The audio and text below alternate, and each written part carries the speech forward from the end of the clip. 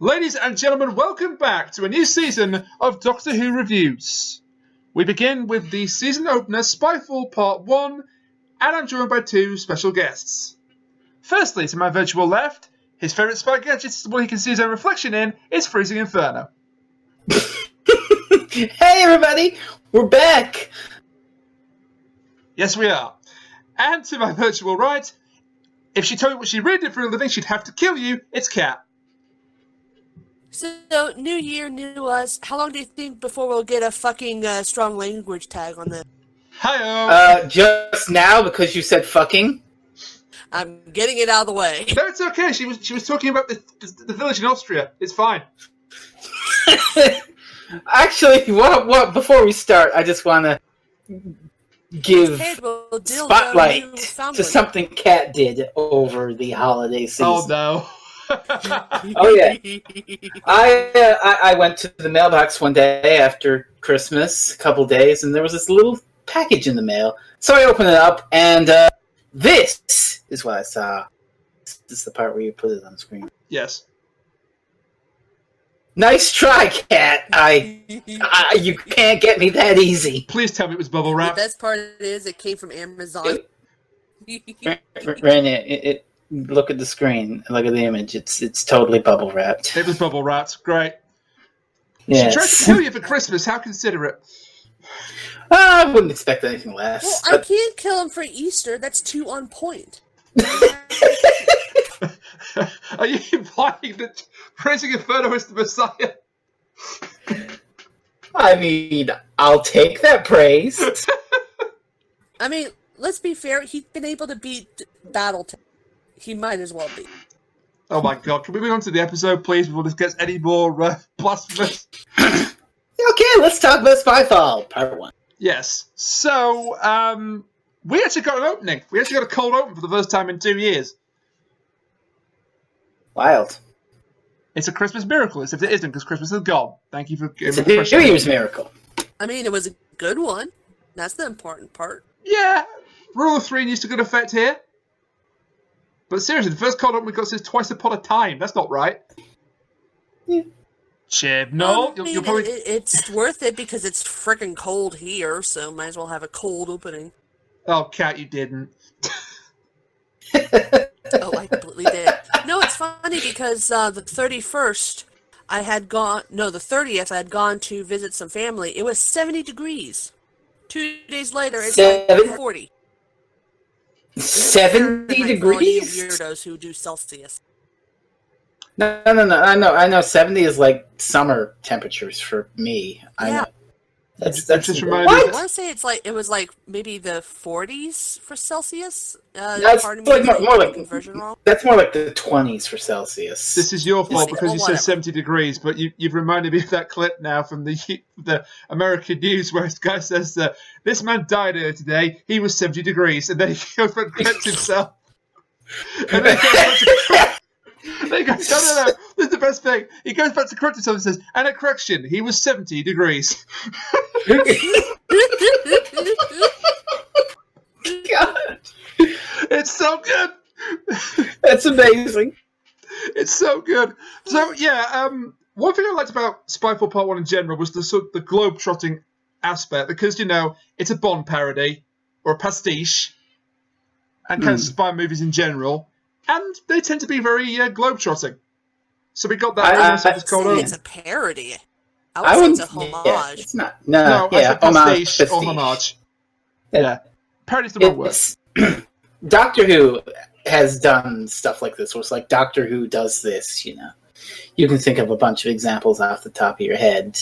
They're eluding me right now, but definitely. Like Time Heist, Doctor Who does a heist movie. Something like that.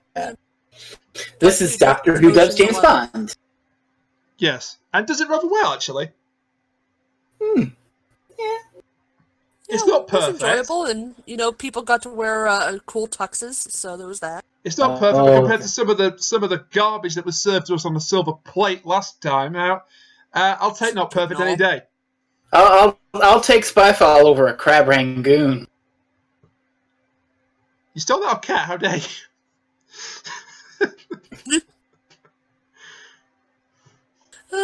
It's sad when your own joke makes you laugh.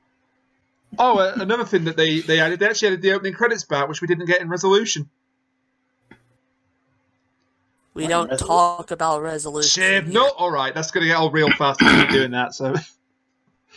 Yeah, plus we already did that with Moffat, so... Well, yeah, that's very true.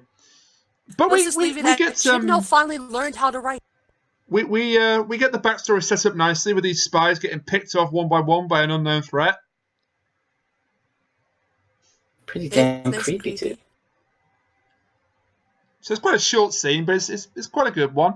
And then we catch up with the companions, what they've been doing in the because apparently at least a year has passed since the episode we don't talk about for Cat's sake. I mean, it's passed for us in real time as well, but in the actual narrative, at least a year has passed. It's been a bit.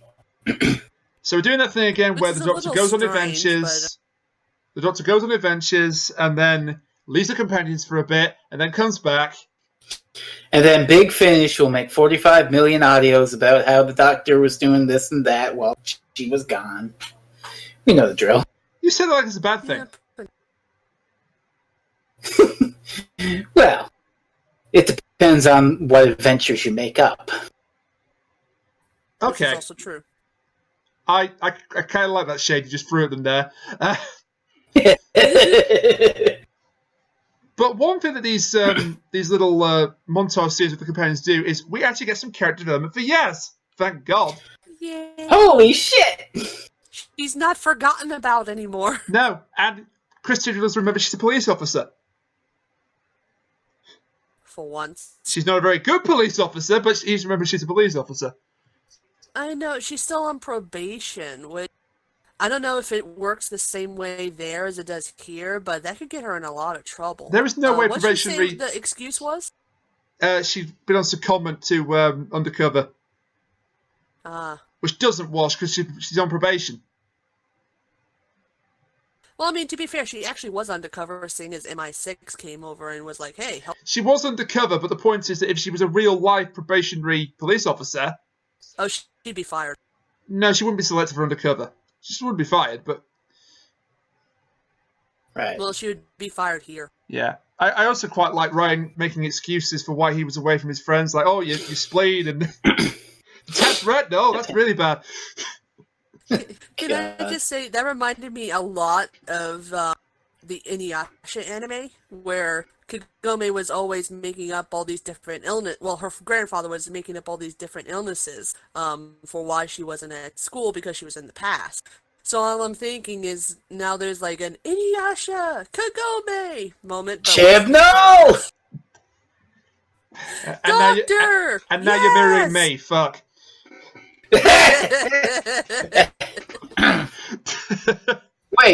Wait, I'm not the one to bring up mirrors first in this podcast. Holy shit. It's a Christmas miracle. I brought it up in the introduction. Thanks for paying attention. Well, the introductions don't count. That is true. Yes, they do. No, they don't. Look, the whole thing only counts once I come in. That's why I don't listen to any of the podcasts where I'm not there. I spent all 5 minutes coming up with introductions. Fuck you. It was a funny joke, but I mean, talking about the actual episode mirror reference. Yes, all right. Well, we're getting to that now. Because after the companions have been rounded up... Oh, no, wait, no. First, we have to talk about some butt steam. Oh, shit! We're going to talk about this! We're going to talk about the butt steam, yes. Oh, God. The companions have been rounded up by the Secret Service or whoever they are. Spoilers, they're MI6, but we don't know this at this point. The men in suits. I said they were MI6. Thanks for paying attention, Rainiac. I was doing it. They hadn't been revealed up to that point in the episode, Kat. Well, thanks for paying attention to me. I can't win. Haven't you learned this by now? No, clearly not. So yes, this is after the compares have been rounded up by MI6. Thank you, Kat. You're welcome. I didn't forget at all. No. There's a bit where the Doctor is working on the TARDIS in Sheffield, and it's jacked up, and that's the first funny thing. But all the wires and stuff are hanging outside the machine, and people online lost their goddamn minds. Actually, the TARDIS doesn't work like that. It's a separate dimension with the Eye of Harmony powering the thing.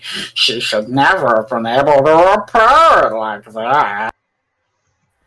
Now get over yourself. It's almost like there's never been any external bits to the TARDIS at all, such as when the windows have broken and glass was littered all over the place. Or when the phone was being used as an actual phone in order to get him in contact with Clara or anything like that. Modern showrunners changing the law because they want to? Say it isn't so! It's almost like the TARDIS has an outside. Yeah. And it has been other times as well. Like I mean, like the time it got blown up, remember that? And it reintegrated itself. And weren't there like, when it got blown up, wasn't there like pieces around of the TARDIS itself? Oh, not when it got blown up. When the Daleks destroyed it, or thought they destroyed it in the Sorcerer's Apprentice. The Magician's Apprentice, Look, god damn it. At some point, it was destroyed. There were pieces all over the place. I don't know.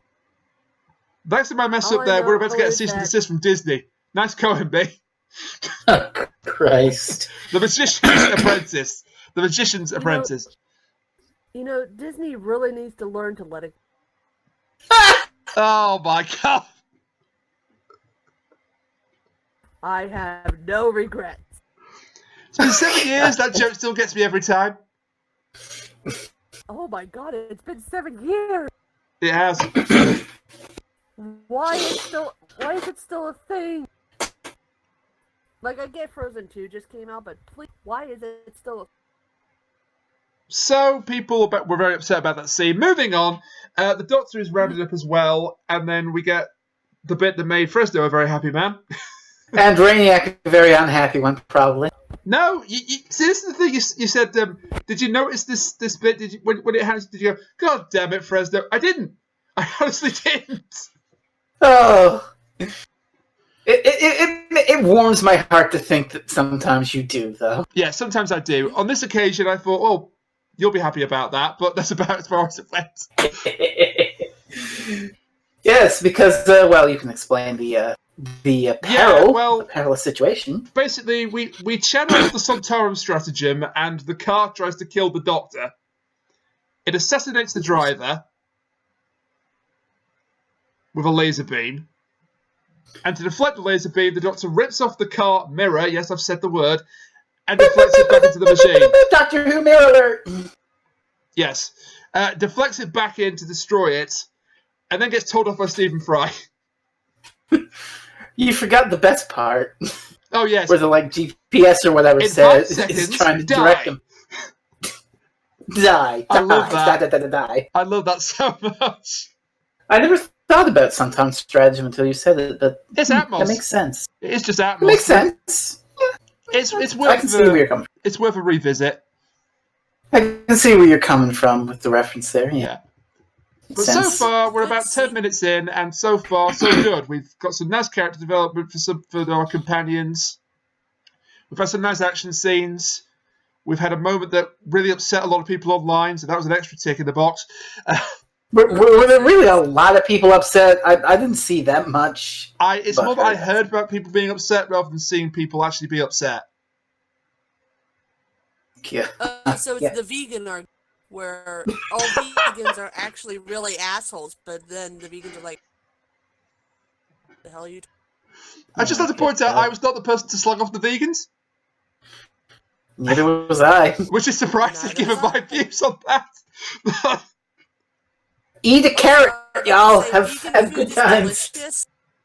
You eat vegetables all the time. Why do people get freaked out about vegan? My thought is this: if you want to be a vegan, personally, that's absolutely fine, but don't try to push it onto others if they don't want it to be pushed onto them. Essentially, it's the religion argument. Yeah. Religion is like a dick. You can have one, you can enjoy it, but don't shove it in people's faces. Without. Why can't you join a mainstream religion like veganism or voodoo? What? In the name of God, are we even talking? It's Oprahism, but I changed to veganism. Oh, God. And now that we've gone on that tangent... Yeah, back to the episode, and back to our first guest star of the episode. National treasure, Stephen Fry. Sadly underused. Yeah. He joins the ranks of Art Malik and Stephen Burkoff as big-time actors who were used in the show for about 5 minutes. Who the hell was Stephen Burkoff? He was the guy at the end of The Power of Three. What? Yeah, the hologram. What? Power of Three? I swear to God, that's Stephen Burkoff. Okay. Hang on, I'll look it up. No, you don't Power need to. It's 3 Stephen is Burkoff. the cube one with Amy and Rory. Yes. You Also say a that like Chibnall I story. remember all these episodes. You know, Amy and Rory and the doctor's there and there's all those little cubes. Stephen Burkoff, Shakiri. Thank you. Shakiri. Yes, Stephen Fry's good for as long as he's in it. Yes, which is about 5 minutes. And of course, the first thing he says is something super weird. I mean, I wouldn't say it's misogynist, but it was close. I know there are a couple people I saw online who were like, I don't know about that. I think weird. I think we managed to avoid it here, honestly, because when he first comes out, he mistakes Graham for the Doctor. I think, oh no, are we going where I think we're going? Yeah. And we don't. Thankfully, he says, no, it's not me, it's her. He just seems to accept it. Can I go on a slight tangent? Because there's actually a 13th Doctor tie-in book that I read a while ago that really played into that aspect. Go on. It's called The Good Doctor. Mm-hmm. And like the Doctor and Graham and Ryan and Yaz, they all save a planet and stuff. And then they go back 400 years later because Ryan forgot his phone. And there's an entire cult around the Doctor, but they think the Doctor was Graham. Oh my God. Yeah. So it's kind of like a meta-commentary on that whole not my doctor shit. It's a really interesting book. Well, see, here, I think with Stephen Fry, it has some merit because it's been 12 different iterations of the Doctor being. So I can see why he would say, I read everything. The Doctor's amazing. So I can see that. But at the very least, they were respectful with it, where eventually it was like, oh, she's a woman now. Okay. They didn't go down the predictable route, thankfully, and they don't really dwell on that joke. That's what I think what helped.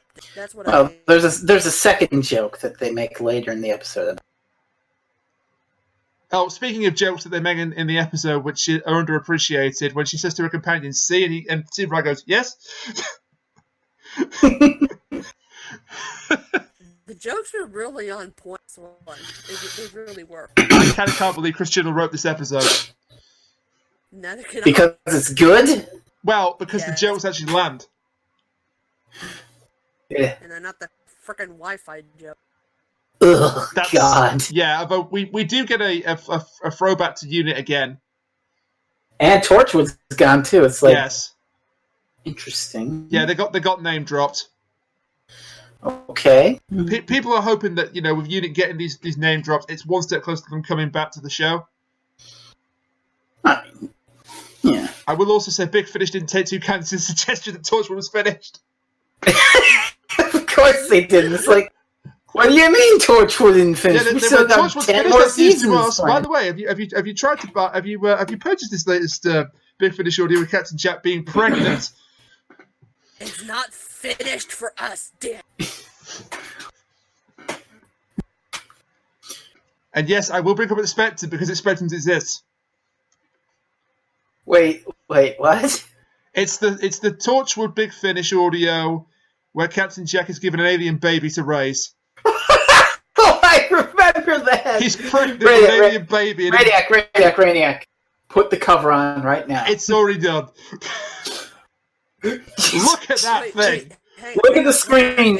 Hang on, If you're on YouTube, look. Take it in. Go back. There was a Big Finish audio where Captain Jack Harkness has to take care of a baby. Not only take care of a baby, have give not birth to a shared it with baby. me? And you have not shared this with me? Hang on. Excuse you? We're sharing with you now. It's called Expected. He's pregnant with the alien baby, and if he fails to deliver it properly, the world gets nuked. Raniac, cut this part out. I'm just linking it to Kat. That sounds amazing. And I thought Okay. Actually, hang on. It might be fun. Better reaction to it. It's so much sillier than I remember it being. I told you. It doesn't get old. Okay. Come on! Kat. Waiting here. Okay, here you go, Kat. Now you can see it. Okay, I'm ready. What the fuck? You weren't Is that ready. a Suntaran baby? Because it looks like a potato. It's not, but when that cover was first revealed, What did they do to that poor baby? what they did to Captain Jack? No, okay, yeah, no, he does look really weird. But fuck him! What did they do to that poor baby? Oh my god! I can't even say the joke. I'm laughing too hard. So, Expected was filmed in front of a live studio Why audience. is he in a sewer with a baby? okay. Oh god. Well, deep breaths. That's Back the to the show. successfully shit Kat. Good job. I don't know if this is making the cut. Prototype for the Baby Yoda puppet. Oh, God. I had to wait 3 more months before I could watch that legally because of Disney Plus. Oh god. So back to Stephen Fry there. He's basically M here because he's C. He's the head of MI6C, which is interesting because in the movie Stormbreaker, he plays a role that's similar to Q, closer to Q than to M. I mean, he gives the gadgets out in this one too. He does get the gadgets out in this one too, yeah. Oh, and that's a great scene when Ryan and Graham are playing around with the spy toys. Give us more. Keep them coming. And it's like this is what normal people would react if they were given spy toys to use. Yes. Graham going, "You got to pay attention, son. If you don't, I'll shoot you with my laser shoot." It's so good. It's like just the right level of camp. Yeah. Graham doesn't get a whole to do this episode, but that was funny. Plus, I mean, they're the typical outlandish spy gear that you would think would not like laser shoot, rocket cufflink. Other ones I can't remember at this point in time. And another line that made people upset on the internet: "Vor is more powerful than most nations." Oh god, Chibnall! Did you say it out loud you before really had to you call wrote the it? the evil organization Vor. Oh my! It's VOR. Can we just cut to the chase and say, last time they did Doctor Who versus Amazon, now it's Doctor Who versus Google. Yeah, it's supposed to be Google, isn't it? Yeah, pretty much. Google with a slight bit of Amazon because of all the integration of everything. Although Yes. Google does have its own voice service, but you know what I mean. It's like But Siri, please don't call it Vor. Cortana. Like, do you think that they wrote it down and nobody noticed until like the table read? And Stephen Fry's sitting there saying, "Vor is more powerful than most nations," and everyone's going, "Oh Jesus! So this is what we're in for, is it?" If I was at that script reading, I would have pissed my pants laughing. I don't care if it got me fired. I would have just wet myself. Like, look, Chris Chibnall's like a 50-year-old man. I get that he's probably not as online, but come on. Like, the actors who play Ryan and Yaz are probably, like, online enough to know this shit. All you have to do is just type in a simple Google search, ironically. I mean, considering that he named Tim Shaw because he was born by someone called Tim Shaw back in high school, I don't know. Oh my Look, god. I literally just typed in VOR into Google. The first thing that comes up, VOR. Oh, Jesus. Okay, but it's Vortex, and then Vortex manipulation. Yeah, shit. I think that's what he was going for. I think it was a put on the word vortex. Oh my god. Vortechnology, It must vortex, be, vortex. but again, the very first thing that comes up is Vor. Yeah. And this is why you employ script readers. This Okay, is why but, you like- employ somebody with common sense like me who would think, oh, we should Google that and see if it sounds weird or looks like something else. I think I broke it with Vor is more powerful than most nations. Mission accomplished. Oh, Jesus. Another little Christ. nitpick I've got, because as I said, the episode wasn't perfect. The idea that the spies had a DNA completely rewritten. That's like a Chibnall trope at this It point. doesn't really work, though. I mean, if your DNA was rewritten, you would either just collapse entirely, or you would change your appearance, because your DNA determines your appearance. But it was a minor thing, really. So I suppose I could let it slide. And then Stephen Fry gets shot. I can't get this slide, but you catch Stephen it's Fry. okay. We can throw him in the lake, so that we don't have to worry about him, and he'll be there next to Gus. Oh God! Justice for Gus! Justice for Gus 2020. Justice for Stephen. Bringing it back. Justice for C. It doesn't have the same ring to it, does it? But before he dies, he does sneakily give a clue that nobody caught on first watch as to who's really behind this. Yeah. Because he says, oh, Bond stopped cooperating with us. He could be a double agent or even a triple. Then Yes says, for who? Bang. Oh, dead. Ooh. There were a number of clues throughout the episode, but when we get to who that is, we'll talk about that. My word. Oh my. That's going to be It's the fun. master. Yes. I mean, it's fine. Spoiler warning for this podcast, by the way. There have been we stopped spoilers. doing that ages ago. If you are silly enough to look at a review of an episode you haven't watched yet, expect spoilers. Yeah, I mean, seriously. This is like going into, I don't know, YouTube the day after the episode aired and just scrolling through, and all of a sudden there's a video about the new master, and it's a good thing I actually watched the video before it actually happened. There is a reason I don't tweet out spoilers after Just the episode is saying, aired. BBC. I mean, if I hadn't seen Doctor Who and then I'm I telling scrolled you, down on my YouTube It's to a find that video, dangerous I'd been really goddamn pissed off. game being in America here, you know? Like, we have to wait. Well, unless you want to do Yahar Fiddle DD, we gotta wait like 6 hours for the episode to air. And in that time, the UK can't tag it shit. Okay, A, Yaha Fiddly D is hilarious, and B, I had no idea you moved to America. Well, North America. Let's go with that. Yeah. I thought the joke was that I was the one not living where I was saying I was living, not you. Anyway, No, that's a different show. that's a different podcast. Well, all I can say here is the BBC did a good job not leaking that the Master was in this episode. They did a terrible job afterwards. They did a brilliant job of not leaking him because they actually edited him out of the series trailer. There's a scene he's in the trailer, and he's not in the trailer.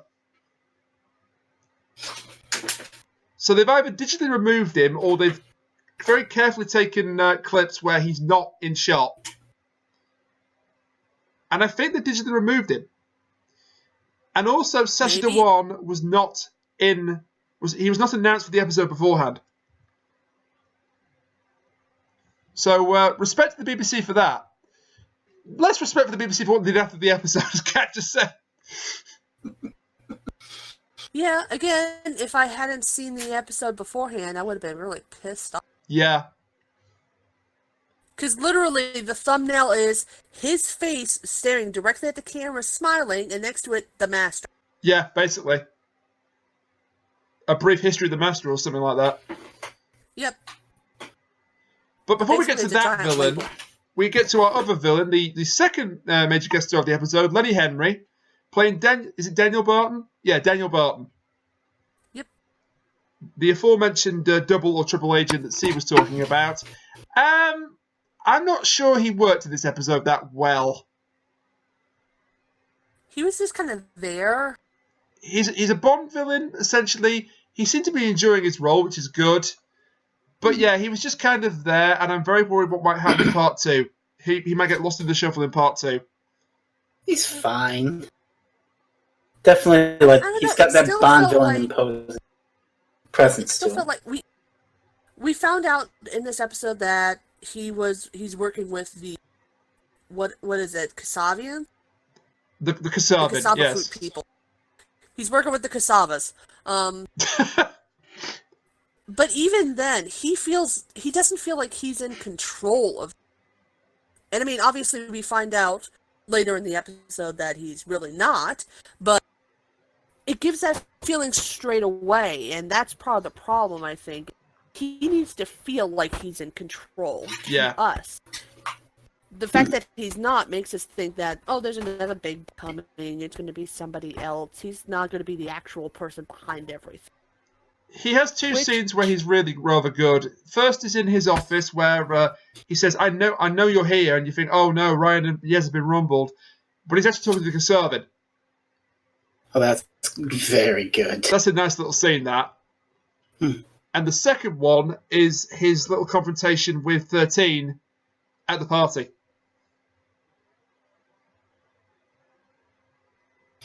It's real good. I've complained before that Jodie Whittaker's Doctor is lacking that edge. She's lacking that touch of steel that the other Doctors have. Well, at least Chibnall finally found his balls and put it in. That she can bring the hammer down on the bad guys when she needs to. And this was a hint that she might have gotten to that stage now. Good. I hope so, anyway. I hope so. Time will tell. Props also to Mandeep Gill and to Tosin Cole for their acting in that scene as well. I really liked them together in this other half of the plot. Yeah, I just hope that doesn't develop into a love relationship. Yeah, it did kind of feel. It did feel kind of shippy, didn't it? Yeah, I don't mind them. I don't mind them evolving from we went to the same school together to a more meaningful relationship or friendship, but don't make it based around love. Yeah, plus there was that scene where Ryan's like, well, why didn't you give your sister my phone number? And it's like, it felt very... Yeah, that was awkward and crowbarred in. But when... Can I say one thing that's more of a... It's more of against this whole sort of genre, or I guess trope in general, where someone is questioning someone else, and the person doing the questioning has an ulterior motive. In this case, it's Ryan and Yaz. They want to get information on him, run the scans and everything, and they're afraid that he's going to figure it out, because, he's the big bad. I really hate the trope where they get all nervous thinking he's talking about something else, when really everything... So, like, when he's looking up on his phone to see if they are who they say they are, and they look at each other, they're all nervous. It's like, he can see you. He can see how nervous you look. That's not good acting in the actual scene of it. It's good acting from the actors themselves, but not from Yaz and Ryan. You're saying it's not the acting that's wrong. General thing. It's not the acting that's wrong, it's the direction. It's not the direction, it's just, this is one of those tropes where I really hate it. It's like, yes, you can be nervous in a scene, and you can enhance tension, but there's no way that these people, one of whom is a trained cop, can't hold a poker face. Maybe Ryan couldn't hold one, but I could see Yaz holding a poker face, at the very least. Yeah. That's fair. But it's just, again, it's just one of those tropes that tends to tick me off, because it's like, it happens almost all the time. Yeah, it's a cliche you don't like. I understand. Yeah. But again, that's me. Maybe some other people feel the same way. I just think that at the very least, I should have been like, oh, okay, yeah, you can find me on this page or whatever. She should have been more. But both men Give did feel Yaz more character. Sorry, go ahead. Give Yaz more character development. Yeah, they kind of try to do that in this episode. It's she that's brought to the Kasavin's realm, or whatever it is. Oh god, that's real. The creepy that wire was forest. A really scary scene. And she thinks she's actually died. Should we talk about the Kasavin a little more then? Yeah, we can do, because that's next on the agenda. It's a natural progression point. So the Kasavin then. These guys are really creepy. Holy fuck! And they are. Although I will say, at first glance, I thought they were the boneless. Oh, like a lot of people made that comparison too. Yeah. A lot of people I saw. It was a little bit samey there, but once they started to do their own thing, then I started to like them a bit more because it was a bit more obvious that they weren't us. I will say, even though you have the obvious, oh, it's the boneless, we've seen that before. The way they walk through shit and take on the characteristics of whatever was on the wall when they walk through is really effective. Yeah, great. Seeing the one with the Union Jack on it, that was and the one with Queen Victoria's portrait on it. Yeah. In C's office. It's too bad that they dropped that. Yeah, well, we know that the form they're in is not their actual form. Because when the Doctor's dressing the one at O's shack in the outback, in Australian outback, he says to her, "We take this form to mock you." God. Which got people thinking, does this mean they're actually another monster in disguise? Could they be, I don't know, the Cybermen? I hope they're not, but could it be the Cybermen? Because it looks a bit like an army of ghosts. Could the Vor mean that they are Vords? You know what I think? I think that there's beams of light energy that are in the, when Yaz was being transferred over to the cave, I think that the beams of light were their true form. So there was sort of like a dead light. It could be. They're just a ball of light. Can you tell I've been talking about Stephen King's It? Yes. I would never have noticed. What you're basically saying, Kat, is that they are the Omega Ranger from Power Rangers SPD. I'll pretend to understand that reference and say yes. It's a Power Ranger who, when he takes his suit off, is a ball of light.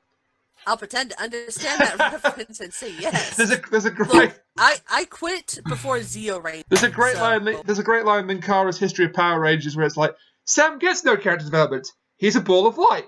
Moving on. Look, I really love the design and idea of these monsters as these weird, unknowable things from outside the universe invade. As I said, they're creepy than anything in Series 11. Oh, God. Like, we're starting off with this, and last year Chibnall was like, Tooth Man. Yes. Yes. Is it safe to say that Chibnall's finding his feet now? I think we'll see. That Fiona McAllister, the script editor, has finally gone some balls and said, "Hey, no, no." Props to the script editor. Thank you, Fiona.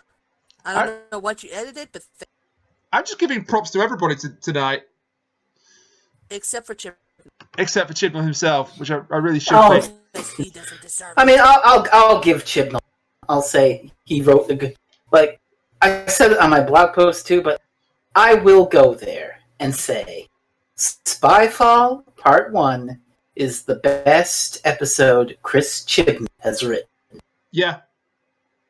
But he still wrote Resolute. I mean, yes. You're never going to forgive him for that, are you? No. He could write the best episode ever made, and you still wouldn't forgive him for Resolution. Oh, see, he could write the best episode ever made, but he's Chris Chibnall. So it will never happen. I'm trying to praise him. I really am. Wow. There's so much shade thrown there. I'll be good. This is a really good episode. There's so much shade thrown there. It's now pitch black in Sheffield. Jesus. If you thought, by the way, the Kasavin sounded familiar, their voice, that's because it's the same person who did the voice of the face of Bo. Oh, okay. Struan Roger. He's also the blind butler from The Woman Who Lived. Me's butler in that episode. Oh, yeah. So that was him. So we go from the confrontation with the Kasavin, and there's a bit of exposition, rather quite a lot of exposition, actually. But then we get to another really fun scene, which is Barton's party. This is where, like, the show just goes full fucking James Bond. Yeah, and I love it. Like, Second Cola's score is just... His either his direction or his decision was James Bond the shit. And he did, and it's a really good score, actually. Yes, I'm praising Second Aganola. It's another Christmas, but not Christmas miracle. So, Rainy, you're big on the music, right? Yeah, I thought this was better. I still miss Murray Gold. But Miss Murray Gold. when he said James Bond the shit out of it, he wasn't lying, because it really is Bond. But you can agree with me that they don't use licensed sloppy right music a whole lot, right? I mean, the one time I could think of where they Was it? that Yeah. one song. They don't license music in Bond that much at all, no. Can I just say, this is the one episode where I'd say, please like. That would. What, do you want them to actually license the Bond theme into the episode? Yes, I would have been so completely fine if they just went out, paid like $1,000 or whatever it is to license part of the James Bond theme just for the scene. Eon would never let that happen, Seriously. unfortunately, but that would have been amazing. It would never have happened, and the music that we got was great, but I still would have been. But the party scene is great, and it did elicit the biggest laugh of the entire night, which is the Doctor playing cards. Snap! Yes. See, people thought that, is the joke going to be she's holding the cards upside down, and then they thought, wait a minute, that doesn't work because playing cards can be held either way up. Some wag on Twitter decided to Photoshop them into Pokemon cards. Beautiful. Saying it fit her energy more, which, to be honest... suddenly have one of those dual things on her arm. Oh, God, no. What are they called? It's not Time the Jewel, Cat. It's not Time the Jewel. It is always time to It isn't Time the Jewel, Cat. duel. You went there. Thank you for that. You forget, I grew up on. Also, a more low-key gag where it's like the Before doctor says to her friends, blend in and don't look conspicuous, and then it cuts to Ryan and Craig losing their nut on the casino table. God. Not for the first time tonight. It's so good. It's so good. This is just a really fun scene. It is. It really is. And it transitions to a nice, our second chase sequence, probably a better chase sequence, a more traditional chase sequence. No, you can't skip past that one where the doctor decides to go and be all and decides to confront Barton, and she starts by just completely blurting out. I thought we already covered that, but yeah, that's a great scene too. That's an amazing. That's the touch of steel I was looking for. And also, he does really well. She's like, I'm very hard to get rid of. Are you? And then immediately 5 seconds later. Yeah, he then walks off. Well, no, I mean, he actually uses his own part. He has his own plane. Yeah, he can fly his own plane. I'm trying to segue back into your chase scene. Yeah. Thank you for You picking did it well. up and not making this awkward at all. You did really well. That's a nice segue. Nice enough to ride. Anytime you want to go. There is one thing about that chase scene that's kind of at odds with what we've seen before, though, because when Yaz comes out of, I'll just call it the void for now, she's sort of, it affects her badly, because she thinks that she's died, or she thought that she died. But then, by the time of the chase, she's like saying to honest, this is one of the more less exciting days. It could be an oversight. It could be that the situation was exciting and it took her out of her headspace for a while. I don't know. Well, let's think about this. Which happens more often in Doctor Who? People getting captured and possibly dying, or people running around a whole lot to escape? Yeah, point taken. People running around a whole lot. Right. So that's my thinking, is that it's exciting. It's a chase. People are shooting at her, so that's a little weird, but they're not hitting because it's an old man who can't hit. Yeah. Meanwhile, on the other hand, you have her completely alone in a place she doesn't, surrounded by these weird with all these electric light shows. So up to this point, there's been some really nice set pieces in this episode, and we lead into the biggest set piece of all, the best set piece of all, and the biggest reveal of all. So you'll notice we haven't talked about O very much in this review. There is a reason for this. I was saving this for right now. So O is supposedly this ex-spy who C fired because he kept going on about how extraterrestrials were involved in everything that was happening. And C got fed up with it and fired him. So he's now living in the Australian outback. He's being protected by Australian Secret Service. They don't last very long. They get offed by the Kasavan pretty easily. And they're on the plane, and O is slow to get there. And he says, I'm sorry, I've never been good at sprinting. And he puts his foot right in it. Right in it, because the doctor's read his file and says, hang on a minute, you were a champion sprinter. And then we get an amazing moment. It's just an amazing, I suppose you call it a heel turn, where he goes, you got me. Well done. And O is actually the Master! Which I already spoiled earlier in this episode, so yay! Yeah, it's fine. These are not told in sequence. Suck it.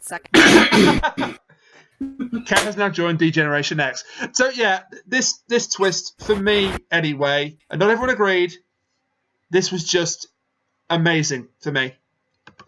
You know, I am a fan of the Master. I am a huge fan of the Master. And I didn't see this coming. I hold my hands up to it. Anybody saw it coming. There may have been rumours for months that the Master was coming back. If there were, I never saw those rumours, or I never paid any attention to those rumours, because this shocked me to my core. Wild. When he said, should I say Spy Master, my jaw just opened. I couldn't believe what I was hearing. It was just an amazing reveal. Yeah, it's done so well. I will say, you could argue that unlike Utopia, which is an amazing reveal, Dark Water, which has a Master reveal, and World Enough in Time, which would have had an amazing Master reveal if they hadn't spoiled it 9 weeks beforehand. Sorry, I've got that off my chest now.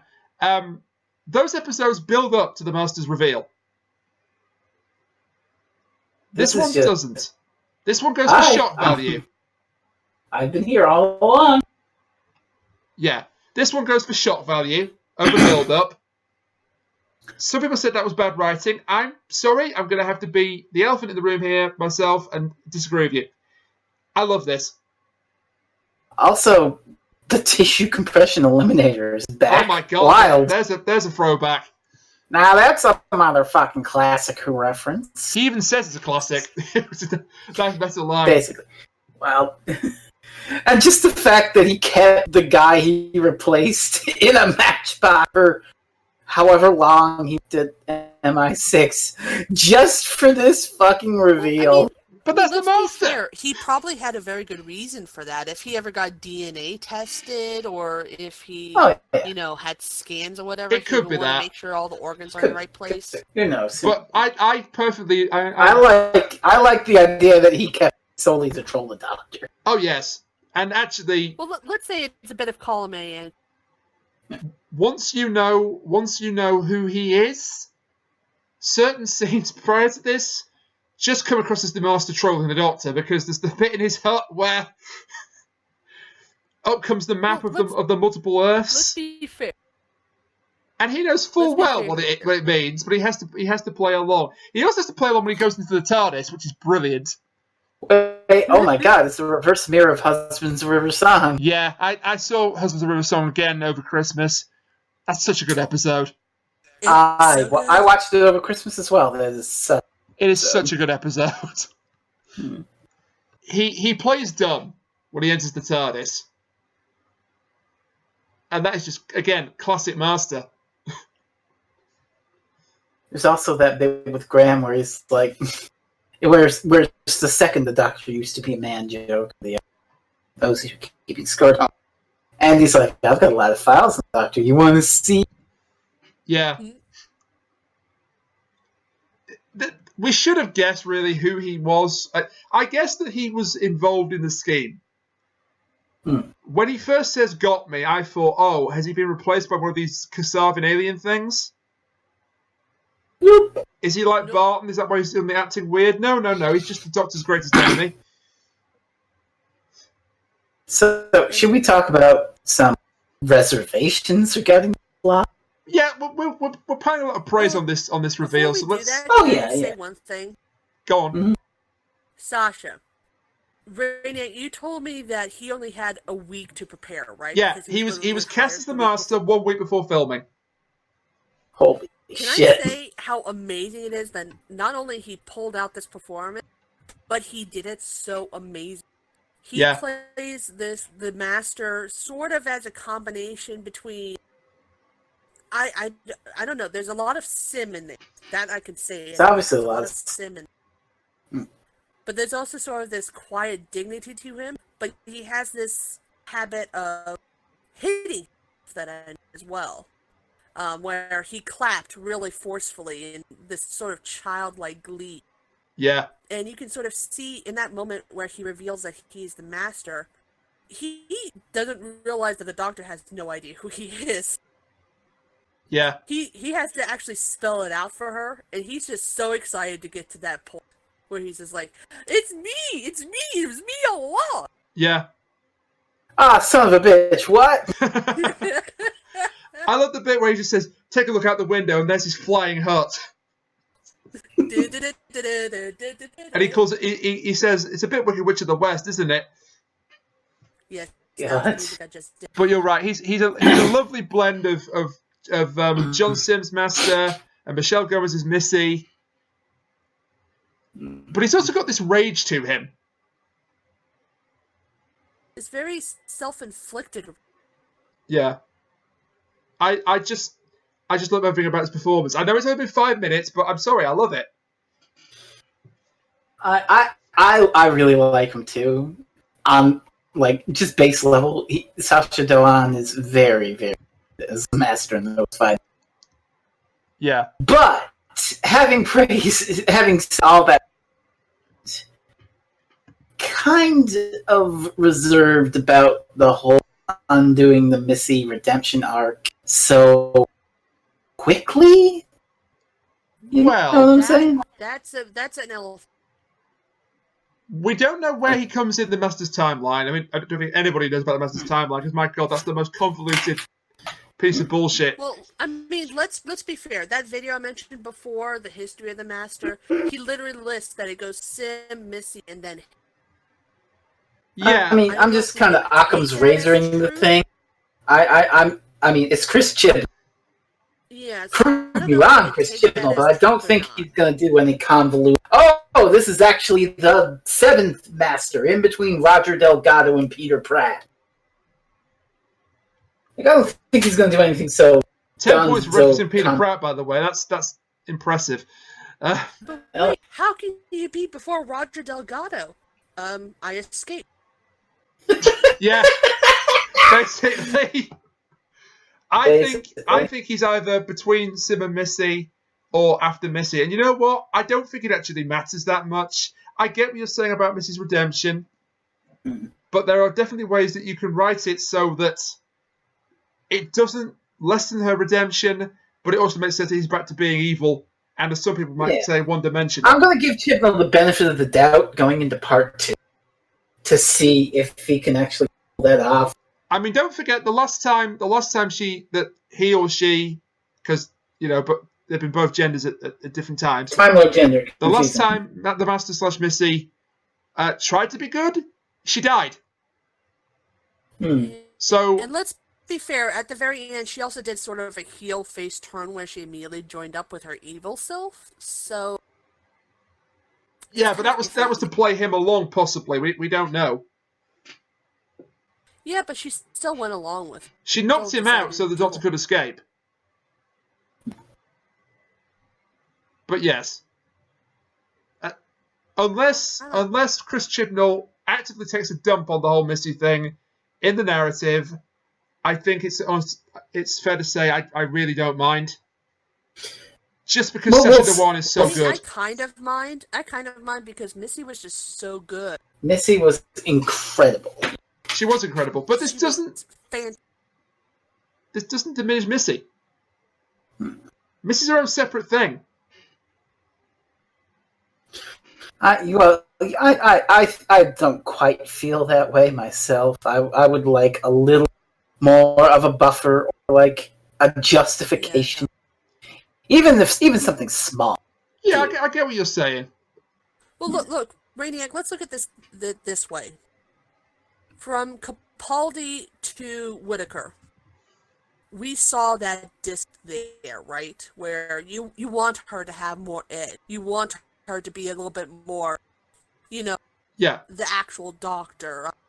What's the line from the one where he went after that family that ruined his life? Being kind? No, something about him being or whatever. I honestly was. The Family of Blood? That's Tennant. No. Yeah.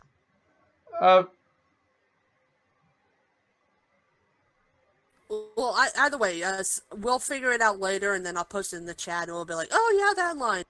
I'll have Rainiac put it in, whatever. Oh, do you mean the bit where he says now we know why he hid himself from us? He was being kind. No, it's the one where they literally describe. Okay, I don't know the one you're talking about off the top of my head, but I'll figure it out later. Yeah, but, you will. You want Jodie's Doctor to be more, have more of that edge, right? Yeah, more forceful. Touch of steel, like you said. Touch of steel, yeah. Yeah. How is that any different? Yeah, that's absolutely fair. Nice. You've nailed me there. So it's well like done. We want them to recognize the previous Doctors whenever we have a new Doctor Who. So in this case, when we want the Master to remember the Master, it's like, all I can hope is that in part 2 they address it or at the very least hint it, but otherwise, no. Well done, you've got me. Hey. Okay, so yeah, I get what you're saying about the reservations and about, Missy potentially being diminished or erased entirely, and that they are legitimate. I'm choosing to trust Sacha Dhawan. I'm choosing to trust Chris Chibnall. That might be a huge mistake in a week's time, but I'm choosing to trust Chris Chibnall for now. And that performance by Dhawan is just so good. He just does a complete 180, and it's utterly believable. As one person on YouTube described it, when he reveals himself, he's like a soda that's been shaken up and opened. Yeah. I think that's a really good description of him. And just before the episode comes to an end, we get one final revelation where he says, just before you die, everything you think you know is a lie. That makes me really nervous. Oh, God, what are you doing, Chibnall?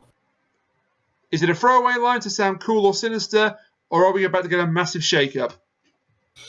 Well, he did say there was an R in this. He did, and I hope to God it's not that line doesn't mean that what we think like maybe he's not actually the Master after all, or...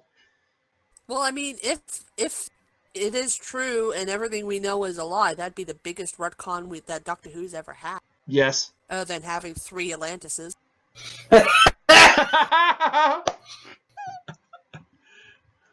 We need to wrap this up, but I'll just say a couple of brief things about this. So the fandom has taken really well to Sacha Dhawan on the whole, which is good because it was a great performance. Yep. I think it's a totally worthy successor to the Master role. And one of my acquaintances online in the Doctor Who community is Sophie Isles, and she does fan art. She's also written some Big Finish audio now. Oh, nice. One of the short trips she that came out recently, she wrote it. But she did this nice fan art of O/The Master online. And she put it online, and Sacha Dhawan himself commented on it. Oh, lovely. Yeah.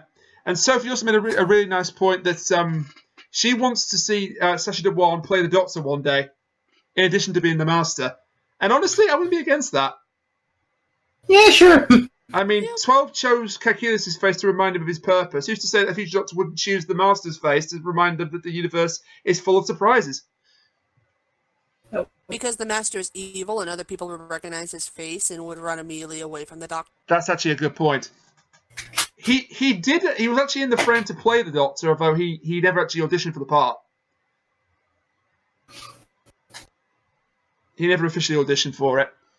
My one slight criticism, and it is a slight criticism, is that it shouldn't have ended with the Doctor in the Hellvoid dimension. It should have ended with the plane going down,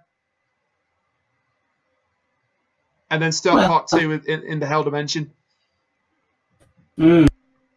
I think that's a more dramatic ending shot than no, zoom out. Well,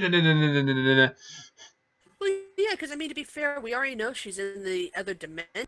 Yeah. Because of Yaz, but I would also argue that they did that to show that she did actually go to that. Yeah, because he said before you die, you could be right. So let's quickly wrap it up then with our overall thoughts. Kat, would you like to go first? No. Okay then, FreezingInferno, you have the floor. Okay, it's the best Chris Chibnall written episode. That's fine. Like, mashing up Doctor Who with James Bond is a good idea, and the pastiche leads to a wild ride, lots of fun chases, and spy shit. The aliens are real creepy and mysterious, and you don't know what the fuck.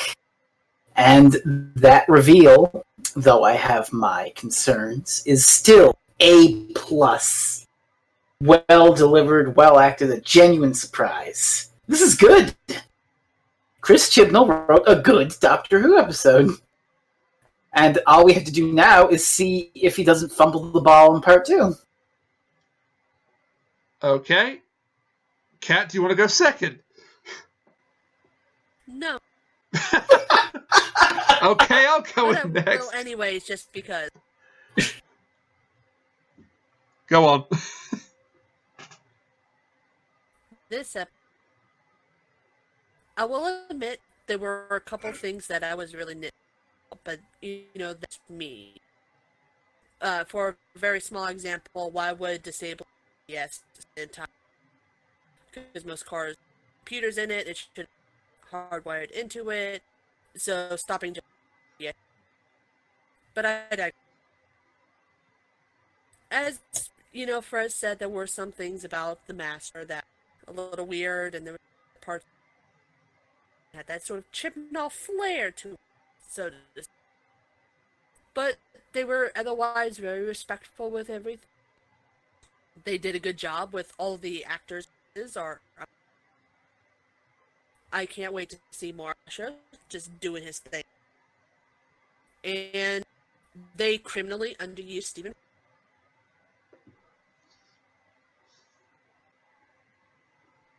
I really love this episode. It was amazing. It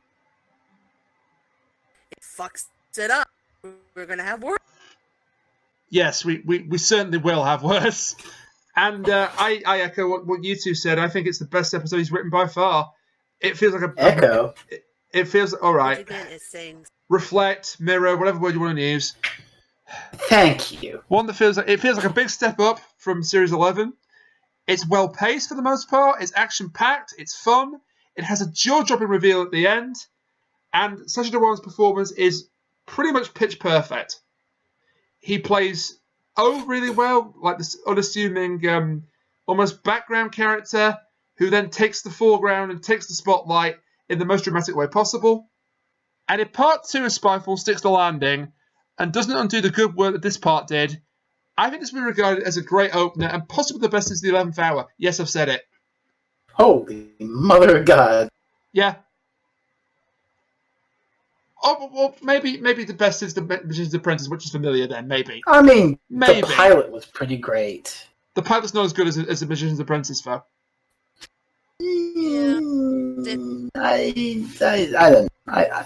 I think I like the pilot a little. I prefer the Witch's Familiar because Missy. Oh, yeah.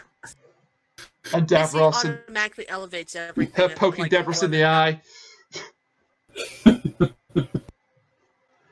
Plus, I mean, how can you beat the Doctor coming out on Yes, absolutely. while shredding? Yeah.